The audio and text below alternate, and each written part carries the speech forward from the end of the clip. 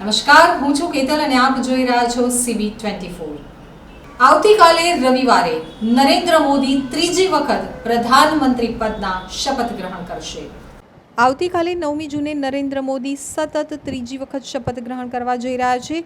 આ સમયે દિલ્હીમાં સુરક્ષા વ્યવસ્થાને ખાસ રીતે વધારી દેવામાં આવી છે। જ્યારે નરેન્દ્ર મોદી શપથ લેશે અને પીએમના રૂપમાં સત્તા મેળવશે પછી તેઓ વારાણસી જવાનો પ્લાન બનાવી ચૂક્યા છે। તેઓ અહીંના મતદાતાઓનો આભાર માનશે। અહીં ભાજપના અધિકારીઓ સાથે બેઠક પણ યોજી શકે છે। મળતી માહિતી અનુસાર પીએમ મોદી 10-12 જૂન વારાણસીની મુલાકાતે રહેશે। એક જનસભા પણ સંબોધી શકે છે।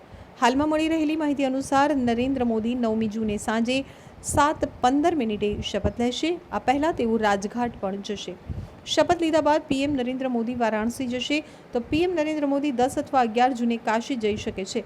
વડાપ્રધાન મોદી બાબા વિશ્વનાથના દર્શન કરી શકે છે અને અન્ય મંદિરોની પણ મુલાકાત લઈ શકે છે। આ ઉપરાંત પીએમ મોદી ગંગા આરતીમાં પણ ભાગ લઈ શકે છે। આ વખતે વડાપ્રધાન નરેન્દ્ર મોદીના શપથ સમારોહમાં વંદે ભારતના લોકો પાયલટ અને સહાયક લોકો પાયલટ હાજરી આપશે। એશિયાની પ્રથમ મહિલા લોકો પાયલટ સુરેખા યાદવ પણ આમાં સામેલ થશે। નરેન્દ્ર મોદી ત્રીજી વખત રવિવારે પ્રધાનમંત્રી પદના શપથ લેશે। આ સમયે શપથવિધિ સમારોહમાં વિદેશી મહેમાનોને પણ આમંત્રણ અપાયું છે। પાકિસ્તાન, અફઘાનિસ્તાન સિવાયના દેશોને આમંત્રણ પાઠવ્યું છે। પાડોશી દેશોના વડાઓ શપથ સમારોહમાં હાજરી આપશે।